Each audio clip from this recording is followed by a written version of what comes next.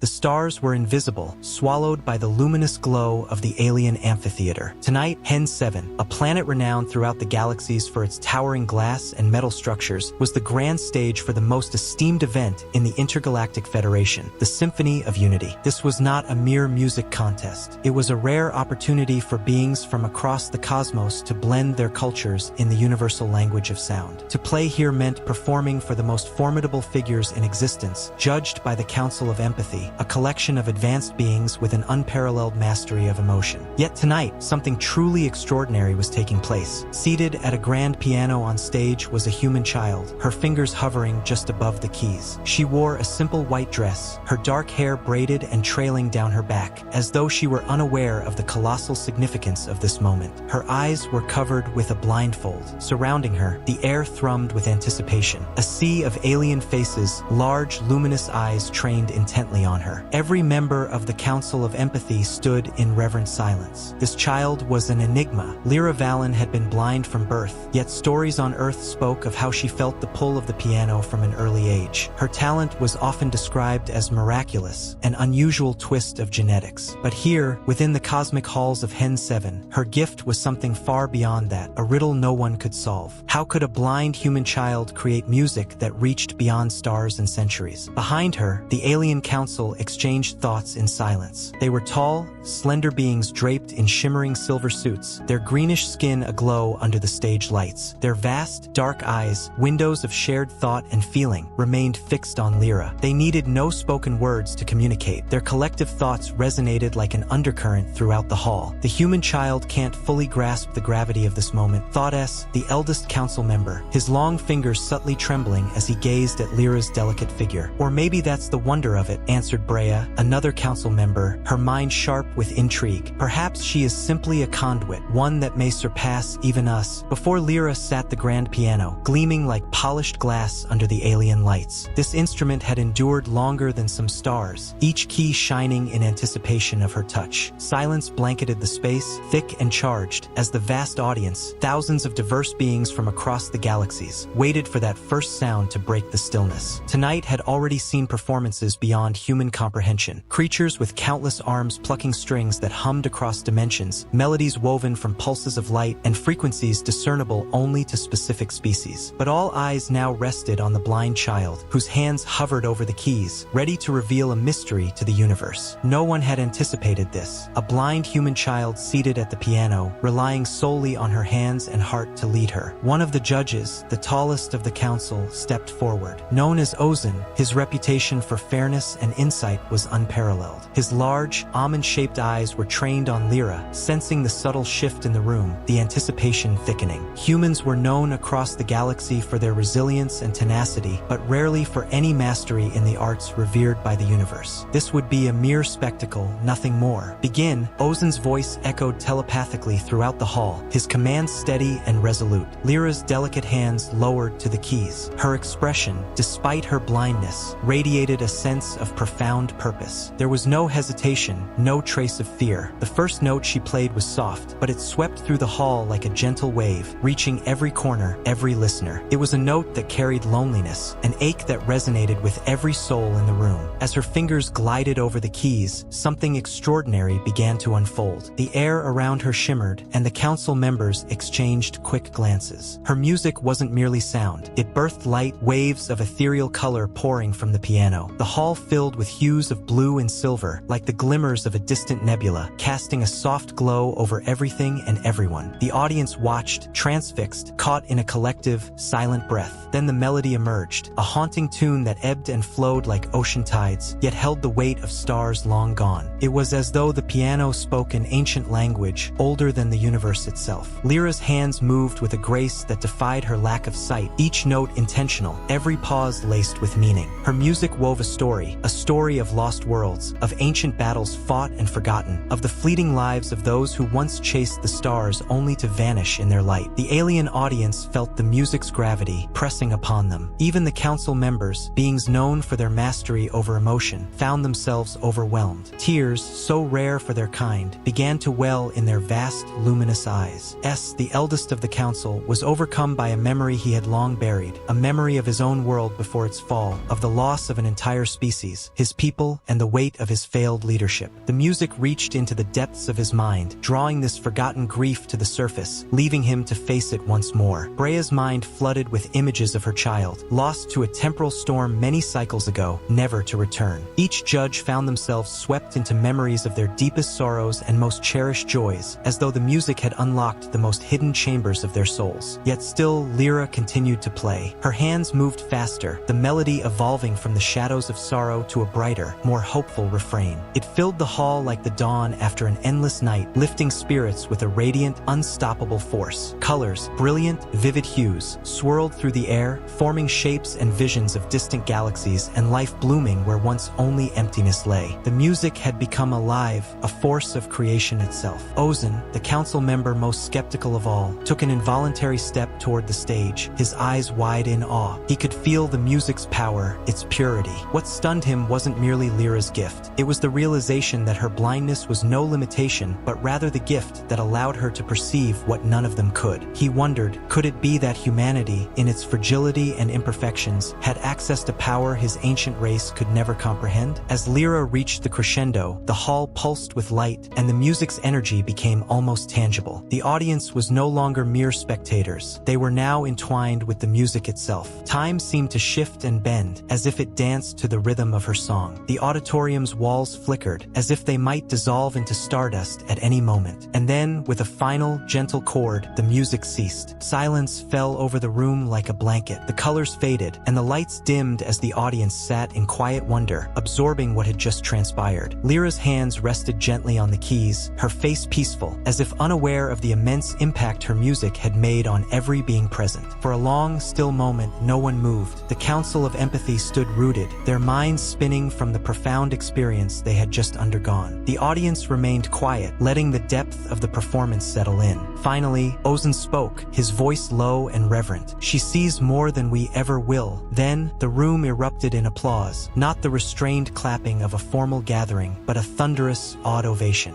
Beings from all corners of the universe rose in unison to honor the human girl who had achieved the unimaginable. Lyra, though blind, smiled softly. She couldn't see the audience, but she felt the waves of emotion they sent her way, the connection she had formed with beings who moments before had seen her as insignificant. And for the first time, Lyra grasped the full power of her gift. It was more than music. It was a force that bridged the universe in a way that words, politics, and conflict never could. As the applause roared on, a single thought pulsed through every mind present. This was only the beginning. The sound was overwhelming to Lyra, louder than anything she had ever heard, resonating through the room not just as clapping but as waves of emotion, astonishment, disbelief. For the first time, she felt truly seen, despite the darkness that had shaped her world. She had formed a bond with the alien audience, reaching into their souls and unveiling something they had long forgotten. But beneath her calm, a faint unease began to grow. It was subtle, like a distant whisper, yet it grew louder as the applause continued. Rising from the piano, blindfold still in place, Lyra turned slightly, her senses sharpened. The Council of Empathy stood silently, but she could feel their intense focus, almost predatory. Ozan, the last to speak, advanced toward her, his steps soft yet deliberate, each one echoing across the quiet stage. A chill ran over Lyra's skin as she sensed their scrutiny, as though she were under a microscope. "You are extraordinary, human child," Ozan said, his voice laced with curiosity and something darker, something Lyra couldn't define. "Your music has reached us in ways we did not foresee." Lyra inclined her head, unsure how to respond. Her teachers on Earth had taught her humility, especially before such powerful beings. Yet the unease inside her twisted tighter, and for the first time, she wondered if coming here had been a mistake. The other council members edged closer, their movements fluid, their alien forms radiating an energy that made the hairs on Lyra's arms stand up. She sensed their swirling emotions, emotions that felt foreign, as if her music had unraveled them, exposed their vulnerabilities in ways they had not anticipated. For beings who held control above all else, the loss of it felt perilous. "I don't understand," Lyra murmured, her voice barely steady as the tension thickened around her. "I only played what I felt. Precisely Brea said, stepping forward with a measured grace. Her long, slender fingers twitched, and though Lyra couldn't see her, she felt Brea's gaze upon her. You feel in ways we cannot. Your music stirs emotions we abandoned long ago, Brea said, her voice laced with a strange intensity. But isn't that why I'm here? Lyra's voice echoed louder than she intended. To show you what it means to be human, to share our connection with the universe. Brea's soft laugh sliced through the silence like a blade. Do you truly think we summoned you to learn from humanity? She asked, amusement rippling through her words. You are an anomaly, Lyra Valen, an intriguing specimen, nothing more. The unease within Lyra tightened, and she instinctively took a step back, her hands trembling slightly. The applause had faded into an oppressive silence, and the once cheering audience had grown quiet. She felt the weight of their eyes on her, thousands of unfamiliar, alien gazes, examining her every move. Ozen stepped forward, his shadow casting over her like a dark veil. We didn't bring you here to learn from you, he said softly. We brought you here to study you. Lyra's heart pounded in her chest. What do you mean? You are blind, yet you perceive more than any of us, Ozen continued, his tone dark and penetrating. Your music creates pathways we cannot access, opening doors within our minds long sealed shut. But within you lies something more, something even you have yet to understand. Lyra took another step back, her breath quickening. I don't know what you're talking about. I'm just a girl who plays the piano. No, Lyra, Ozen replied, his gaze narrowing, though she couldn't see it. You are far more than that. Without warning, a sharp pain seared through Lyra's head, as if something had pierced her mind. She gasped, clutching her temples as her legs gave way, collapsing onto the cold surface of the stage. Alien whispers flooded her ears, their words incomprehensible, and her body trembled as the pain intensified. For a fleeting moment, she feared she might lose consciousness. What are you doing to me? She cried, her voice breaking. Ozen crouched beside her, his tone calm, almost soothing. We're unlocking your potential, Lyra Valen. You've been blind all your life, but now it's time for you to truly see. Her mind resisted, but she couldn't stop the flood of images that filled her thoughts. They came in jagged bursts, colors, sounds, and sensations, quickly coalescing into something darker and more disturbing. She saw herself at the piano, her fingers moving with precision, but the music in her mind was different, darker, filled with an emotion she couldn't name. And then she saw something else, something that made her blood freeze. In her vision, she was no longer blind. Her eyes, wide and unblinking, stared back at her from the shadows, but they weren't hers. They were black, hollow, alien. Her hands moved of their own accord, playing a haunting melody that was not her own. It was as if something beyond her understanding had seized control. No, she screamed, wrenching herself out of the vision, her body trembling with the effort. That isn't me. That's not who I am. But Ozen's voice remained unyielding. It is who you were destined to become, Lyra. You are the key to something far beyond yourself. Your music has reached the minds of beings across the universe. Yet there is more. You possess the power to shape reality itself. Lyra shook her head fiercely, her breathing ragged. No,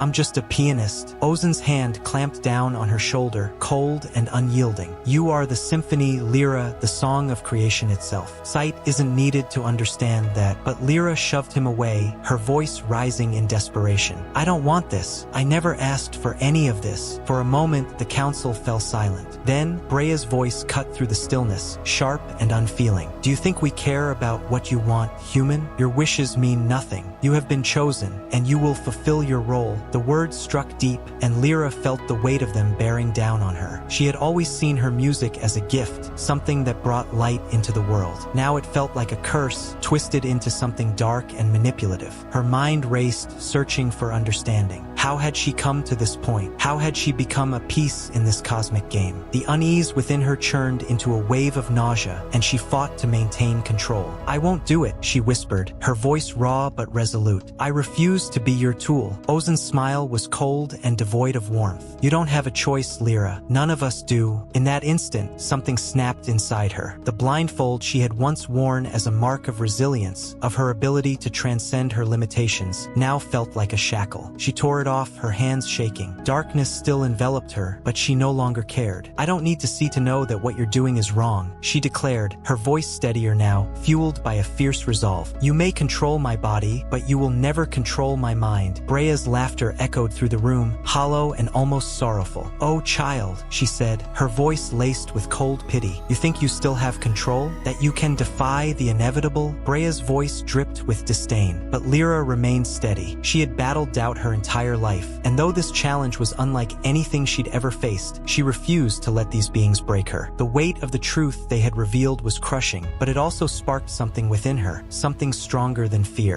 "I may be blind, but I see you clearly now," Lyra said, her voice slicing through the tension. "You're afraid." The council members stiffened, their bodies tense. A flicker crossed Ozen's face, barely perceptible, yet enough for Lyra to sense their vulnerability. These beings, so ancient and powerful, were not as unshakable as they appeared. "You fear me," Lyra continued, her voice growing stronger. "You fear that I can see the truth, even without sight. That's why you're trying to control me. You're terrified of what I could become." Ozen's response was icy, but underneath lay a hint of something more, something dangerous. "Enough," he commanded, his tone sharp. "This ends now." Before he could move, something remarkable surged within Lyra. It wasn't the alien power they had tried to unlock. It was something deeper, something intrinsic. It was the music within her, the same force that had drawn her to the piano since the beginning, and it was entirely hers. With a single thought, she reached out, not with her hands, but with her mind. She could sense the piano behind her, the weight of its keys, the vibration of its strings. And with the slightest mental gesture, she played. The sound that erupted from the piano defied description. It wasn't a melody. It was a raw force, a wave of energy that filled the room, crashing into the Council of Empathy with the intensity of a supernova. The council members staggered, expressions of shock and disbelief twisting their faces. For an instant, Lyra thought she saw fear in Ozen's eyes, genuine, undeniable fear. Then, everything went dark. Kneeling on the cold floor, Lyra remained in darkness, but the gravity of what had just happened was undeniable. Her breath came shallow, her hands shook. The energy she had unleashed through the piano hadn't just shattered the council's control. It had revealed something deeper, something she was only beginning to comprehend. They feared her, not for what she was, but for what she could become. But what was that? The echo of the music lingered in her mind, resonating with an intensity that felt foreign and unsettling. It wasn't the familiar comfort she'd always found in her music. It was something primal, something dangerous. Her fingers curled against the floor as she tried to anchor herself, fighting the disorienting sense that reality itself was slipping from her grasp. Ozen's voice sliced through her thoughts, sharper than a blade. "Enough!" His tone held none of its former composure. Panic, raw and unmasked, tinged his otherwise controlled voice. "You cannot escape what is destined. You cannot deny who you are." Lyra, with a tremendous effort, Lyra forced herself to stand, her legs trembling beneath her. She faced Ozen, her eyes still enveloped in darkness. "I may not know what I am," she said, her voice steady despite the turmoil within. "But I know I'm not your puppet." Ozen's footsteps echoed as he drew closer, though now there was hesitation in his approach. The others watched in silence, waiting. Even Brea, once smug and condescending, now stood frozen, uncertain. "You don't understand," Ozen said, his voice taut with strain. "This power isn't only yours. It's part of something far greater. You were never meant to be one of us. You were meant to open the path to something beyond us all." The pieces fell into place for Lyra. It hadn't just been her music that had drawn them in, nor her blindness alone. The Council of Empathy had seen her as a key, a way to access something they couldn't reach themselves. They believed they could manipulate her, control her, using her talent to unlock a higher plane of existence or some cosmic truth that had eluded them. But in their arrogance, they had overlooked a simple truth. Lyra was not merely a vessel. She was no instrument of theirs. A heavy silence hung over the room, charged with countless unspoken truths. Lyra could feel it, the delicate balance of the moment, how everything hung on a choice she hadn't realized she was about to make. "They underestimated you," came a voice in her mind, soft yet clear. It wasn't her own, but instantly familiar, her mother's voice, or perhaps a memory of it. "They always underestimated you, Lyra," and in that moment she understood. The council hadn't summoned her out of respect, nor had they chosen her because they admired her gift or wished to understand humanity. They saw her as a tool, a means to unravel the universe's secrets. They believed her blindness would make her compliant, easier to manipulate. But in assuming this, they had exposed their own flaw. They had assumed she, like them, craved power, knowledge, and control. But Lyra had never desired these things. She had only ever wanted to play music,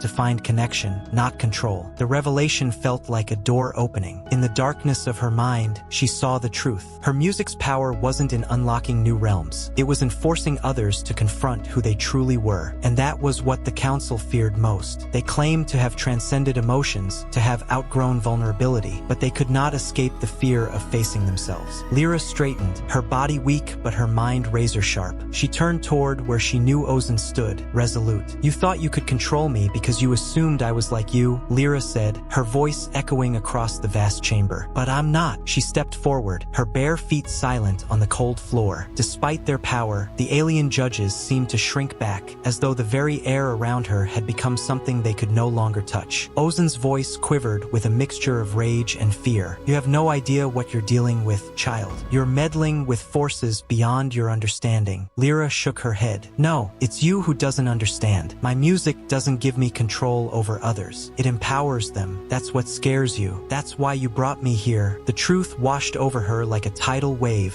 filling her with sudden clarity. Her blindness, her vulnerability, it was her strength. It had taught her to move through the world with intuition, connection, and trust, qualities the council couldn't grasp. They had tried to manipulate her because they lacked the very essence that made her powerful. They had long lost the ability to truly feel, and without that, they could never control her. Ozen's breathing grew ragged, his carefully maintained facade of superiority fracturing. "You are just a human child. You cannot defy the destiny that has been set for you." Lyra's faint smile held steady as she looked at him. "You think I'm blind, but I've seen more than any of you ever will." The tension in the room reached its breaking point. The council stood paralyzed, their arrogance shattered, their power reduced to nothing in the face of Lyra's simple, undeniable truth. They couldn't control what they did not understand. Turning back to the piano, Lyra let her fingers graze the keys. She played a single, soft note, letting it linger like a final statement, a punctuation mark to end the council's illusion of control. The room shuddered, not physically, but in a way felt by every heart and mind present. It was as if the very fabric of existence had shifted around them. The council, stripped of their illusions, stood motionless, unable to prevent the change they had unwittingly set into motion. Lyra turned to face them one last time. "You wanted to understand what it means to be human. It means we don't need to control everything. We find strength in what we can't see, in what we can't predict. That's something you'll never understand." With those words, the council fell silent. Their towering forms, once so imposing, now seemed small, diminished by a truth they had spent lifetimes avoiding. Without a backward glance, Lyra turned and walked away from the stage. She didn't need her eyes to know that the path ahead was clear. The hall remained utterly silent, her fading footsteps the only sound echoing in the vast chamber. As she entered the corridor, leaving the grand auditorium behind, a profound sense of calm washed over her. The doubts, the confusion, they had vanished. There were no more questions, no mysteries left to solve. The council had sought to unravel the universe, but in the end, it was their own limitations that had been revealed. They had feared her because they feared themselves, and now that fear had no hold over her. Lyra walked through the dimly lit halls of the alien complex, her steps light, her mind clear. She didn't need applause or the approval of beings who could never truly understand her. She had discovered her own path, and that was enough. As she neared the exit, a soft voice reached her mind. It was Ozen's, but now it held no arrogance, no anger, only quiet acceptance. "You changed everything," he murmured, his voice barely a whisper in her thoughts. Lyra smiled faintly. "I only played what I felt." The door slid open, and Lyra stepped out into the open air of the alien city. A cool breeze brushed against her skin, and for the first time, she felt completely free. There was no longer any need to prove herself to anyone. The universe, in all its vastness, no longer seemed unknowable. Lyra had discovered the one truth that mattered. She was defined not by what others saw in her, but by her own choices and her own path. As she walked forward under the endless spread of stars, shimmering in the infinite night, Lyra felt her future truly belonged to her. The end.